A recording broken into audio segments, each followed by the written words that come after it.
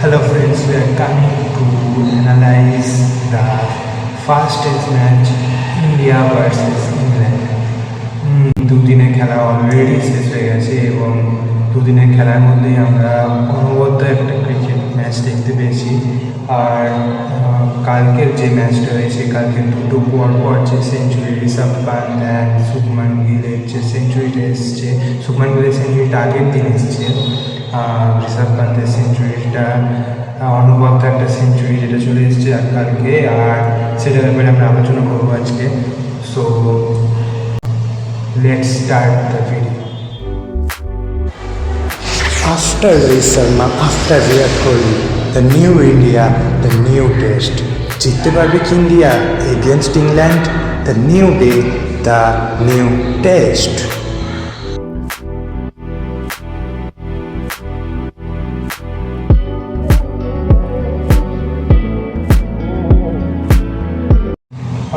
India ফার্স্টে batting করতে হয়েছে তাদেরকে টসে হারার পর। টসটা একটা ইম্পর্টেন্ট টস ছিল যেটা ইন্ডিয়া হেরে যায় এবং তাদেরকে ব্যাটিং করতে হয় প্রথমে। ব্যাটিং করতে নেমে প্রথমে জয়সওয়াল এবং রাহুল, জয়সওয়াল অনবদ্য জয়সওয়ালের ইনিংস রাহুল ধরে খেলছিল বটে, কিন্তু তার সে আগে যেভাবে একটু বেশি ধরে খেলতে হবে সেখানে তার মধ্যে আমরা রাহুল দ্রাবিড়ের ছাপ দেখতে পেতাম। সেই রাহুলটাকে আমরা কালকে ফার্স্ট ডেতে দেখতে পাই। সো তার জন্য রাহুল উইকেটটা পড়ে যায় এবং তারপরে 48-এ পরে তার উইকেট স্লিপে আউট হন এবং জয়সওয়াল অনেকটা ধরেছিল। জয়সওয়াল ধরে থাকার কারণে ম্যাচটা এখনও পর্যন্ত ইন্ডিয়া যে 471 রানের যেটা লিড নিয়েছে সেটা জয়সওয়ালের তাতে একটা বিশাল বড় অবদান রয়েছে। 101 রানের যে ইনিংস জয়সওয়াল করেছে, 42 রানের ইনিংস রাহুলের রয়েছে এবং সাই সুদর্শনের কাছ থেকে অনেকটা বেশি এক্সপেক্ট করেছিলাম আমরা, যেটা সাই সুদর্শন 0-তে আউট হয়ে যায় এবং তারপরে চলে আসে শুভমান গিল, ক্যাপ্টেন গিল, যার কাছে অনেকটা আশা ছিল এবং সেই আশাতেই টিকে থাকে এবং সেঞ্চুরি মারেন 147 রানের ইনিংস। আমরা ভেবেছিলাম 150 রানটা হবে, কিন্তু great bowling by Ben Stoke and England bowlers, যেটা প্রথম দিকে সেরকমভাবে দেখা যায়নি। পরবর্তী লাস্ট কিছু ওভারে তারা 7টা উইকেট যেটা পরপর করতে থাকে সেটাতেই তারা গেমে কিছুটা হলে এগিয়ে যায়। 500 রানের কাছাকাছি স্কোরটা যাদের মনে হচ্ছিল সেটা আটকে যায় 471। সো ঋষভ পান্ত পরবর্তীতে নামে। ঋষভ পান্ত ফ্যাবুলাস ঋষভ, যেমনভাবে ন্যাচারাল ঋষভ পান্তকে আমরা দেখতে পাই সেইভাবেই আমরা দেখতে পাই ঋষভ পান্তকে। ঋষভ পান্তের সেই অ্যাগ্রেশন, সেই ডমিনেট করার যে প্রবণতাটা, সেটা আমরা পুরোপুরিভাবে ঋষভ পান্তকে একইভাবে দেখতে পাই। 6টা 6 এবং 12টা 4। Fabulous Rishabh Pant.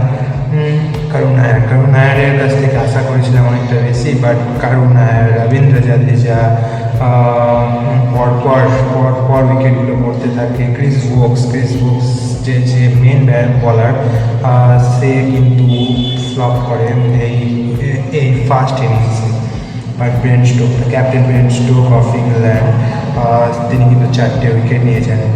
Big wicket এই কারণেই বলছি কারণ তিনি ফার্স্টে জয়সওয়ালের উইকেট, বিগ উইকেট, দেন সাই সুদর্শনের উইকেট, যেটা আনফর্চুনেটলি লেগ সাইডে লেগে বলটা ছিল, যেটা খেলা উচিত ছিল না, বাট তিনি খেলতে যান এবং সেখানে আউটটা হন। তারপরে দেখা গেল কারণ wicket, big wicket and Shardul Thakur ভালো ব্যাটসম্যান হিসাবে আমরা তাকে জানি, যিনি অ্যাজ এ বলার খেলেন নিশ্চয়ই কিন্তু ব্যাটিং একটা বড় অবদান তিনি দিতে পারতেন।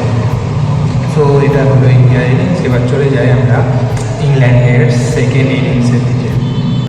ইংল্যান্ড সেকেন্ড ইনিংসে ব্যাট করতে নেমে প্রথম দিক থেকেই তারা তাদের যে ব্যাস বল ক্রিকেট, ইংল্যান্ড ক্রিকেটের যেটা একটা বিধ্বংসী ক্রিকেট হিসাবে ধরা হয় ব্যাস বলকে, সেই ক্রিকেটটা তারা খেলতে শুরু করে। প্রথমেই যেভাবে বেন ডাকেট এবং তার ওপেনিং পার্টনার তারা যেভাবে মারতে শুরু করে একের পর এক, দেখে তো মনে হচ্ছিল যেন ওয়ানডে ক্রিকেট চলছে, বাট তারা পুরোপুরি ডমিনেট করে প্রথম কিছু ওভারে। প্রথমে উইকেটটা পড়ে যায় তার ফার্স্ট পার্টনারের, কিন্তু তারপরে যখনই অলি পোপ চলে আসে, অলি পোপের সাথে একটা বড় পার্টনারশিপ তারা করে। বড় পার্টনারশিপ করার পর বেন ডাকেট আউট হয় এগেইনস্ট দ্য বুম, ইন্ডিয়ান ক্রিকেটের বুম তাকে আউট করে। Jasprit Bumrah just see great ball and bowled Ben Duckett.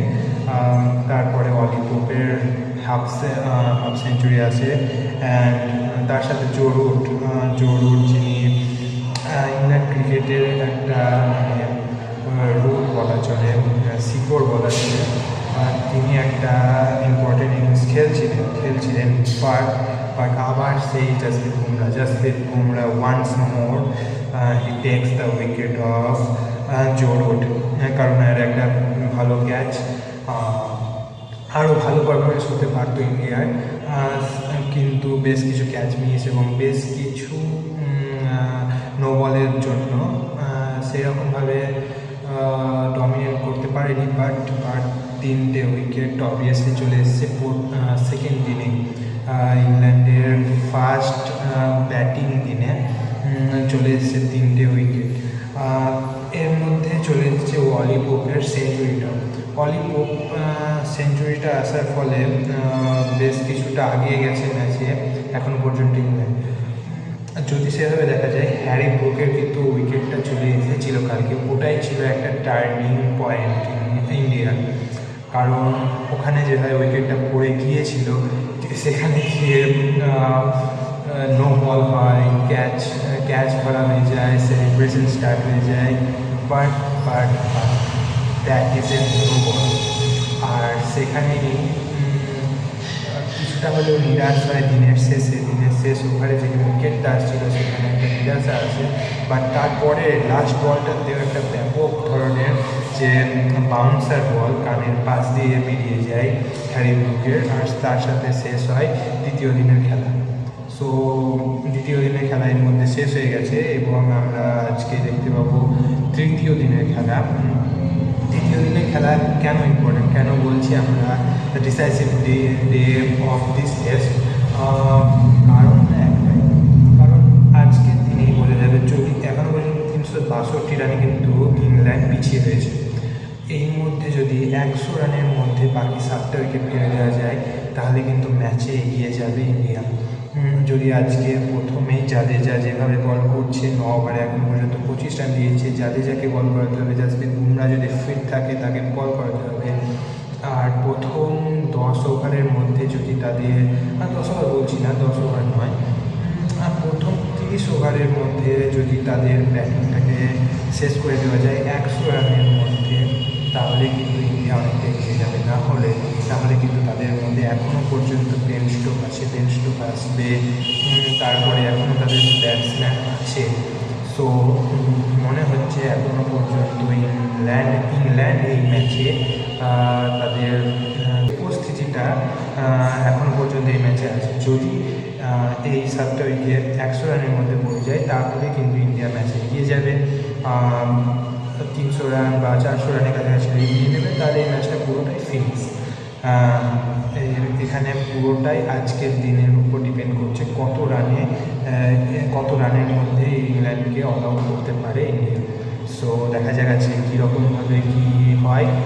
Expect করবো যে জাসপ্রীত বুমরা যেভাবে বল করছে, জাদেজা যেভাবে বল করছে সেইভাবেই তাদের এগ্রেশনটা বজায় রাখুক এবং আজকের ম্যাচে তারা একটা ভালো লিড নিয়ে ইংল্যান্ডের ব্যাটিংটাকে তহস করে দিক এবং first test captain Gill first টেস্টটাই জিতের সাথে শুরু করবে। So we are all within team India. সো দেখা যাক কী হয়। Like and subscribe the channel. দেখা হচ্ছে পরের ভিডিওতে।